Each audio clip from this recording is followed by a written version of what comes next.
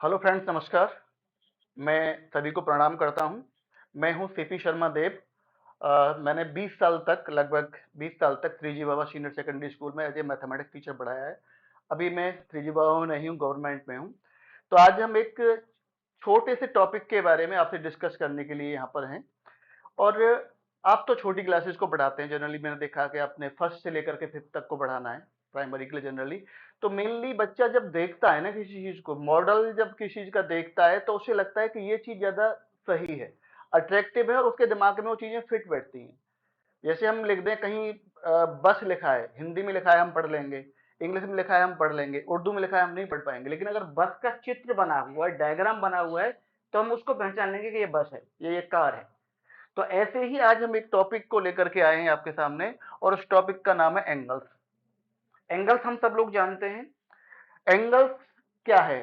Amount of rotation when the two rays meet each other. जब दो raise आपस में मिलती हैं, या दो रेज एक ही पॉइंट से निकलती हैं, या दो लाइंस आपस में ऐसे मिलती हैं, तो एंगल बनता है। हम यहाँ देख सकते हैं कि हमारे पास मान लो जैसे सूरज है, सन है, तो सन के एक पॉइंट से इनफाइनाइट रेज निकलती है।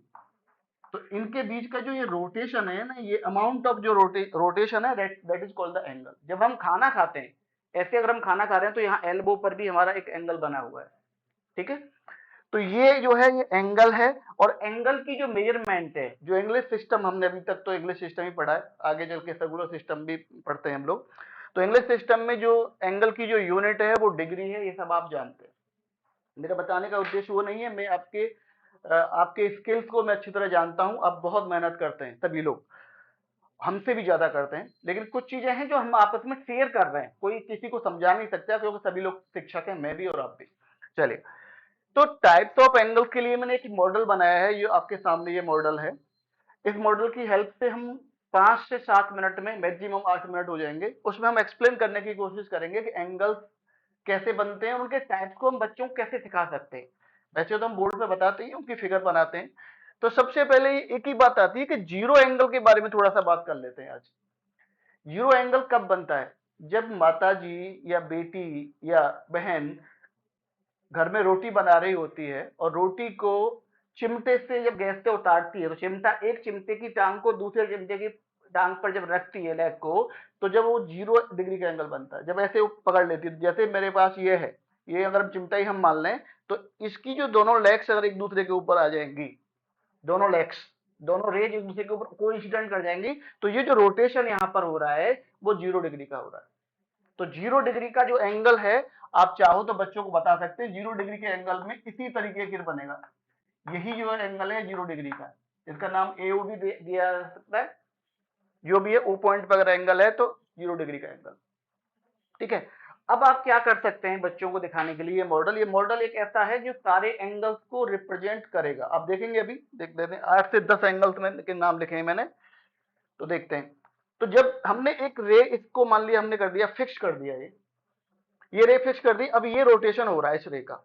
जब इसका रोटेशन शुरू हो गया, तो ये जो एंगल बना, सबसे पहले जो एंगल बनेगा 0 डिग्री से जैसे ऊपर चलेंगे तो एक्यूट बनेगा। एक कैटेगराइज किया गया है। तो एक्यूट एंगल आप इसे रोटेट करके दिखा सकते हैं कि अभी एक्यूट एंगल बना हुआ है, अभी कितना बना हुआ है, एक्यूट एंगल बना हुआ है, अभी एक्यूट एंगल बना हुआ है। लेकिन जैसे ही आप एल बनाएंगे, इसे एल एल शेप में ले जाएंगे, तो बच्चों को लगेगा हाँ कि एल शेप जैसे बनता है, कि दो दीवारों के बीच में, दो दीवार आप दिखा सकते हैं, बोर्ड के आप किनारे दिखा सकते हैं कि इस तरीके से बनता है। तो जो रोटेशन बनेगा कितने डिग्री का बन जाएगा? 90 डिग्री का, यानी वो right angle triangle. Zero angle आपका हो चुका है, एक्यूट एंगल आपका हो गया कि 90 डिग्री से कम। इसकी रेंज बता सकते हैं आप कि जीरो से हम आगे चले, जीरो पे तो जीरो हो गए, जीरो से थोड़ा सा अगर आगे चले तो एक्यूट एंगल बना। और कहां तक बना एक्यूट एंगल? 89.9 तक भी एक्यूट एंगल ही बनेगा आपका। तो ये एक्यूट एंगल, लेकिन जैसे ही आपने एल बना दिया, एल आपने ऐसे तैयार कर दिया, तो ये एक राइट एंगल ट्रायंगल तैयार हो गया। राइट एंगल, नॉट, जब राइट एंगल ट्रायंगल में इन्वॉल्व हो जाएगा तो राइट एंगल ट्रायंगल तैयार हो जाएगा। तो राइट एंगल को आप एल की शेप में दिखा सकते हैं, कुछ बच्चों को आप ऐसे भी दिखा सकते हैं। बच्चे जनरली एल को शेप करते हैं, बच्चों कैसे भी हो।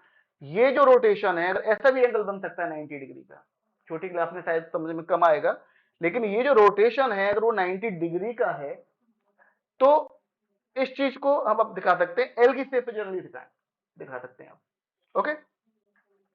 जैसे ही अब आप 90 डिग्री से आगे की तरफ इसे रोटेट करेंगे तो जो एंगल बनने लगेगा वो ऑब्ट्यूज एंगल बनने लगेगा, और ऑब्ट्यूज की रेंज क्या हो गई 90 से मोर, और ये 90 से मोर होते होते होते यहां तक, जब तक वो 180 नहीं हो जाता, 180 जब तक नहीं हो जाता, 180 का मतलब हो गया स्ट्रेट एंगल, स्ट्रेट एंगल पे जाएंगे तो 180 90 से लेकर के 180 से कम तक 179.9 कह सकते हैं, 179 जनरली पॉइंट में एंगल हम नहीं लेते जनरली छोटी क्लासेस में, बड़ी क्लास में भी ज्यादा इसका यूज नहीं है। तो ये जो एंगल है ये आपका स्ट्रेट एंगल बन गया है, और आप इस तरीके से मॉडल दिखा सकते हैं। अब स्ट्रेट एंगल के कई सारे एग्जाम्पल दे सकते हैं, जैसे ये जो डायरेक्शन है, अगर आप इस डायरेक्शन को देखें, मान लो मैं कहता हूँ ये दिस इज द ईस्ट, तो इसकी जो बेस्ट होगा जस्ट बैक में, ईस्ट से वेस्ट में कितना रोटेट करना पड़ेगा, जैसे मैं ईस्ट में खड़ा हूं और ईस्ट में रोटेट होकर के मैं अगर वेस्ट में चला जाता हूं तो कितना डिग्री रोटेट कर गया मैं 180 डिग्री। जैसे मैं यहाँ पे था, जीरो पे था, और मैं रोटेट करके जस्ट बैक में चला गया, जस्ट जब बैक में चला गया तो कितना एंगल बन गया 180 डिग्री। तो 180 डिग्री के एंगल को हम कहते हैं स्ट्रेट एंगल। ओके, उसके बाद में अगर रोटेशन हम जारी रखें, इसका रोटेशन हम जारी रखें, ये जो एंगल बनेगा ये वाला एंगल, तो ये एंगल रिफ्लेक्स एंगल बनेगा, यानी 180 से मोर। तो इस तरीके का मॉडल जब बच्चों के सामने आप प्रस्तुत करेंगे तो डेफिनेटली उनको थोड़ा इंटरेक्टिव लगेगा कि हाँ कुछ अलग हो रहा है, और इंटरेक्टिव लगेगा तो बच्चे सीखेंगे। बच्चे बहुत तेज होते हैं, बहुत जल्दी ग्रैस्प करते हैं। लेकिन यहाँ ध्यान दीजिए, जब रिफ्लेक्स एंगल आप लिखेंगे तो रिफ्लेक्स वर्ड लिखना पड़ेगा, क्योंकि एक ही पॉइंट पे दो एंगल बन रहे हैं, यहाँ पर रिफ्लेक्स नहीं है, ये ऑब्ट्यूज हो सकता है, लेकिन ये रिफ्लेक्स एंगल है। तो रिफ्लेक्स एंगल कभी भी किसी भी एंगल का निकालना हो तो 360 में से उसे माइनस कर दीजिएगा, ठीक है। तो रिफ्लेक्स एंगल के लिए रिफ्लेक्स वर्ड लिखना कंपलसरी है। ओके, उसके बाद में आता है कंप्लीट एंगल। कंप्लीट का मतलब ये है सीधा सीधा कि जो रोटेशन यहां से स्टार्ट हुआ था, यहां गया 180 बना, 270 बना, और फिर वहीं पर आकर के आ गया, यानी बिल्कुल उसी तरीके का एंगल बन जाएगा जैसे 0 डिग्री का। लेकिन थोड़ा चेंज इसमें करना पड़ेगा, इसकी दो रेज होंगी, एक OA एक OB, लेकिन आपको ये दिखाना पड़ेगा ये आपका एक कंप्लीट राउंड लेकर के आप आ रहे हैं। यहाँ दिखाई दे रहा है? नहीं दे रहा है यहाँ पर। ये जो कंप्लीट राउंड यहाँ बता देता हूँ, यहाँ पर शायद दिखाई दे रहा होगा, ये कंप्लीट राउंड आपको एक बार बनाना पड़ेगा यहाँ, ठीक है। तो ये आपका कंप्लीट एंगल हो गया। तो ये 7 एंगल हो गए हैं। उसके बाद हम आते हैं कुछ एडजेसेंट एंगल, ये थोड़े से बड़ी क्लास में आते हैं। एडजेसेंट आसन्न कोण जिन्हें हम कहते हैं। आसन्न कोण के लिए आप दो कोण बनाइए एक ही पॉइंट पर। देखिए इस पॉइंट पे दो एंगल बने हुए हैं, एक एंगल ये बना हुआ, एक एंगल ये बना हुआ, और ये रे कॉमन है इन दोनों के बीच में, इसमें भी और इसमें भी। तो हम कहेंगे ये जो एंगल्स हैं आपस में एडजेसेंट एंगल्स हैं, यानी एक ही पॉइंट पर दो बने angle but with having the one common रे बिटवीन देम उनके बीच में होनी चाहिए। ओके, तो ये आपका एडजेसेंट एंगल का। फिर आता है लीनियर पेयर। लीनियर पेयर का क्या है कि एक लीनियर पेयर में 180 डिग्री में दो एंगल बना दें आप। देखिए ये 180 डिग्री का एंगल है आपका, ये 180 का है, अभी ये 180 डिग्री का एंगल है। जैसे ही आपने यहाँ पे दो एंगल्स बनाए तो ये लीनियर पेयर बन गया। कभी कभी कुछ लोग कहते हैं सर 3 बना दें तो क्या लीनियर पेयर नहीं बनेगा? डेफिनेटली ये लीनियर पेयर बनना है, क्योंकि हम तो दो को एक नाम देंगे, फिर उसके बाद इसे देंगे, इसको बाद में ब्रेक कर लेंगे, तो ये भी लीनियर पेयर ही कहलाएगा। यहाँ पे 3 एंगल्स हो 4 एंगल्स हो, लीनियर पेयर ही कहते हैं उसको, ठीक है। तो ये सम ऑफ ऑल एंगल्स इस वन साइड में हमारा 180 है, तो इनको जनरली दो ही एंगल लेते हैं, लेकिन 3 भी हो जाए तो चिंता की बात नहीं है, वो भी लीनियर पेयर के रूप में काम किए जाएंगे। तो ये आपके लीनियर पेयर है।